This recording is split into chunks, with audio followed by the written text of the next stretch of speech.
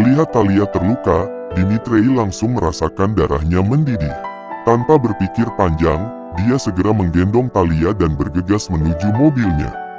Wajah Talia pucat, dan ada darah yang mengalir dari pelipisnya serta beberapa luka lain di tubuhnya akibat perkelahian dengan Evan, dan Dimitri belum tahu hal itu. Mata Dimitri berkilat marah sekaligus tersemat rasa khawatir saat dia melihat kondisi Talia yang hampir babak belur. "Siapa yang melakukan ini?"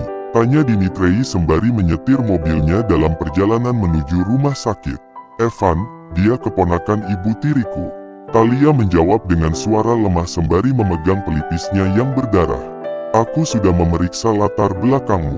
Kau sudah tak punya masalah dengan ibu tirimu, seharusnya dia tak mengganggumu lagi karena harta ayahmu sudah dia ambil semua, bukan? Lalu apa yang membuatnya mengganggumu lagi?"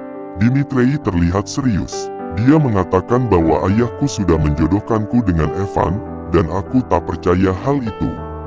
Aku juga tak tahu mengapa dia masih menggangguku, padahal aku tak menuntut apapun darinya. Dimitri memberikan tisu pada Talia untuk mengusap darah yang mengalir di pipinya. Dimitri begitu geram dengan apa yang dilakukan oleh kerabat Talia. "Aku akan membereskannya," ucap Dimitri. "Terima kasih." Talia berusaha tersenyum di balik rasa sakit di ujung bibirnya yang juga sedikit terluka. Setibanya di rumah sakit, Dimitri langsung memanggil perawat dan dokter. "Tolong, dia butuh bantuan segera." Suaranya penuh desakan dan kekhawatiran yang tak bisa disembunyikan. Talia segera dibawa ke ruang gawat darurat. Dimitri menunggu di luar, dan segera menelepon anak buahnya. "Selidiki ibu tiri Talia, namanya Camilla White, dan beri pelajaran pada Evan, keponakannya. Aku ingin urusan Talia dengan keluarganya benar-benar berakhir dan mereka tak boleh menemui Talia lagi apapun caranya." Setelah memberi beberapa perintah pada anak buahnya, Dimitri duduk menunggu di depan pintu ruang tindakan di mana Talia masih ditangani di dalam sana. Pikiran Dimitri berputar-putar, memikirkan kejadian yang baru saja terjadi dialami oleh Talia. Bagaimana bisa kerabatnya sendiri tega melakukan hal seperti itu kepada Talia? Rasa marah yang dirasakannya semakin membara. Dia mengepalkan tangannya, berusaha menahan diri untuk tidak meledak di rumah sakit. Rencananya Dimitri akan mengajak Talia ke Rusia besok untuk menemui ayah angkatnya. Namun kondisi Talia yang seperti itu, membuatnya harus mengundurkan waktunya untuk datang ke Rusia. Tak lama kemudian, seorang dokter keluar dari ruang gawat darurat dan menghampiri Dimitri. "Ya, bagaimana keadaan Talia?" tanya Dimitri dengan mata yang masih terlihat cemas dan marah. "Dia mengalami luka di pelipis dan beruntungnya itu tak terlalu dalam, jadi tak perlu dijahit dan hanya diobati saja. Ada beberapa memar dan luka lain di tubuhnya, tapi tidak ada yang serius. Dia akan baik-baik saja dengan istirahat yang cukup. Dia memiliki fisik yang cukup kuat," jawab dokter itu dengan tenang. Dimitri menghela napas lega. "Terima kasih, dokter. Bisakah aku melihatnya sekarang?" "Tentu, Anda bahkan bisa membawanya pulang langsung. Tapi ingat, dia butuh banyak istirahat. Jangan membuatnya terlalu lelah," kata dokter sebelum mengantar Dimitri masuk ke kamar Talia. Di dalam kamar, Talia terbaring lemah dengan perban di pelipis dan beberapa bagian tubuh lainnya. Matanya setengah terbuka saat melihat Dimitri masuk. "Dimi, maaf, aku tak bisa menjaga diriku. Penampilanku pasti membuatmu tak nyaman saat ini." Suaranya lemah, tapi ada senyum kecil di wajahnya yang pucat. Dimitri duduk di samping tempat tidur, menggenggam tangan Talia dengan perlahan. "Mulai saat ini kau akan tinggal bersamaku selama kau menjadi kekasihku. Aku bisa mengawasimu lebih dekat dan hal ini tak akan terjadi lagi. Dokter pribadiku akan mengurusmu dengan baik agar kau cepat pulih." Talia menghela napas panjang saat mobil mewah Dimitri meluncur keluar dari area rumah sakit. Di sebelahnya, Dimitri duduk dengan tenang sembari fokus menyetir, meskipun ketenangan itu lebih mirip sikap defensif. Tak ada pembicaraan sama sekali dan Talia tak berani memulai obrolan karena dia selalu menganggap Dimitri adalah bosnya dan tak pernah bersikap santai pada Dimitri meskipun hubungan mereka sudah cukup baik selama ini. Ketika mobil berhenti di depan mansion mewah milik Dimitrei, Talia sedikit terperangah. Talia memang berasal dari keluarga kaya, tetapi mansion ayahnya dulu tak ada apa-apanya dibandingkan dengan mansion ini. Ayo, Dimitrei membuka pintu mobil dan kemudian membukakan pintu mobil Talia, hanya saja Talia lebih dulu membukanya sendiri. Kau tak perlu bergerak, biar aku saja. Lalu Dimitrei menggendong Talia dan itu membuat Talia canggung. Dan Talia tak berani menolak hal itu karena dia tahu karakter keras Dimitrei yang tak suka dibantah. Namun, di lain sisi, dadanya berdebar begitu cepat dan Dimitrei pasti merasakannya juga karena dada mereka menempel saat ini.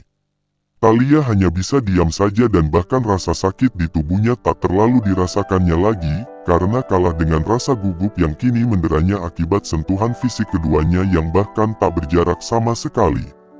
Dua pelayan mengikuti Dimitrei ketika mengantar Talia ke kamarnya. Mereka berdua pelayanmu, mintalah apapun pada mereka, ucap Dimitrei pada Talia. Ya, terima kasih, tak perlu mengatakan terima kasih padaku. Biasakan hal itu, karena aku kekasihmu, sahut Dimitrei dengan wajah tegas. Talia hanya mengangguk saja dan kemudian mereka masuk ke dalam kamar. Dimitrei merebahkan tubuh Talia di atas ranjang yang cukup besar, berbeda dengan ukuran ranjang pada umumnya. Pelayan akan mengingatkanmu tentang jadwal minum obat dan juga makan. Kau tak akan bekerja sampai kau benar-benar sembuh total. Aku tak mau ada rumor tentang dirimu jika ada yang melihatmu dalam keadaan seperti ini. Mereka akan berspekulasi yang tidak-tidak nantinya. Dimitrei melihat Talia. Ya, baiklah. Kau tak perlu membawa barang dari apartemen lamamu karena aku akan menyiapkan barang-barang baru semuanya untukmu besok pagi. Dan dokter akan memeriksamu setiap hari. Kau butuh dokter bedah plastik. Mungkin akan ada bekas di pelipismu nanti atau luka di beberapa bagian tubuhmu yang meninggalkan bekas akibat insiden tadi. Talia melebarkan matanya karena menurutnya itu terlalu berlebihan. Dimi, aku masih baik-baik saja dan bekas luka ini akan hilang dengan sendirinya atau menggunakan beberapa krim kecantikan. Oke, setelah kau sembuh, kita akan langsung pergi ke Rusia, menemui ayah angkatku.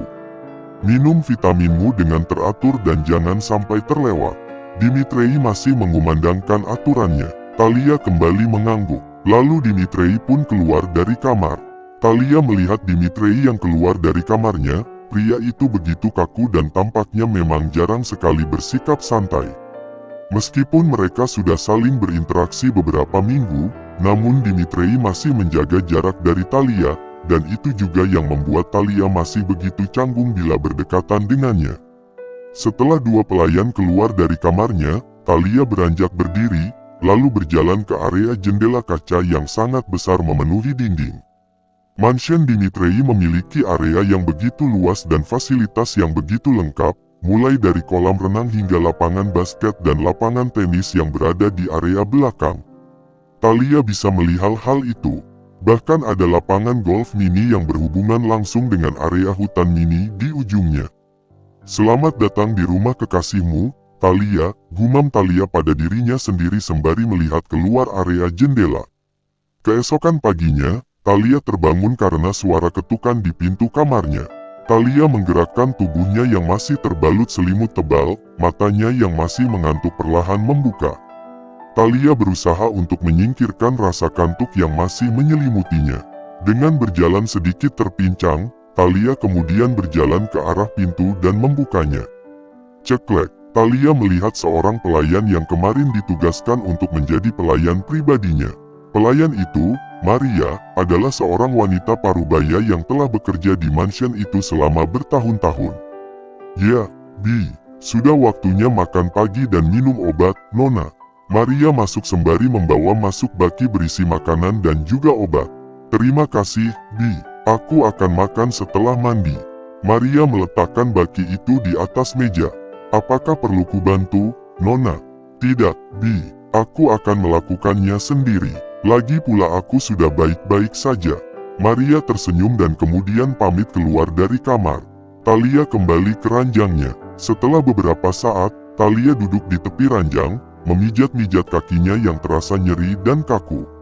Rasa sakit di kakinya yang cedera itu mulai terasa lumayan sakit daripada kemarin.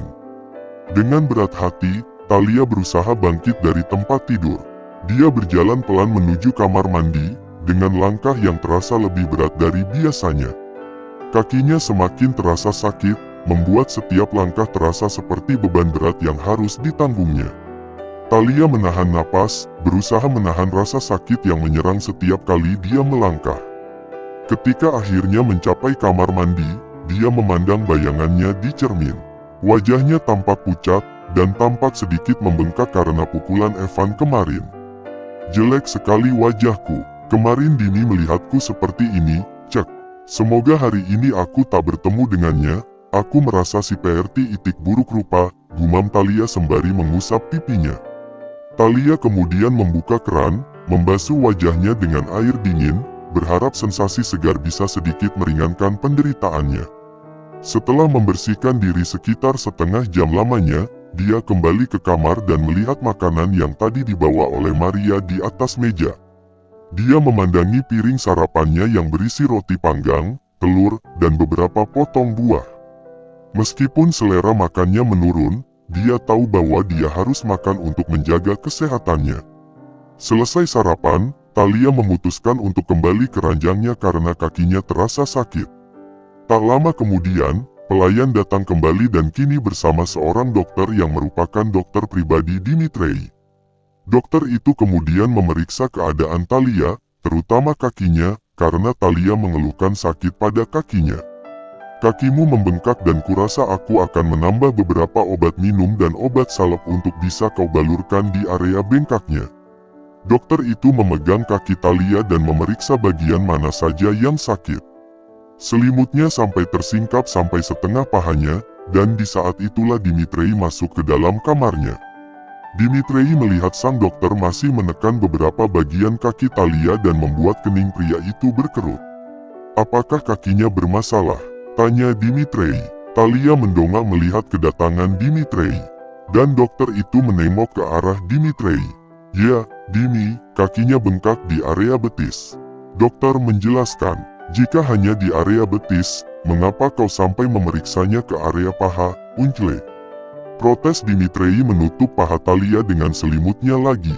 "Dimi, nyerinya sampai ke area paha, jadi dokter memeriksanya juga karena mungkin saja ada bengkak yang tak ku tahu," sela Thalia. Dokter yang sudah berusia paruh baya itu hanya tersenyum saja mendengar protesan dari Dimitrei karena dia sudah tahu karakter Dimitrei.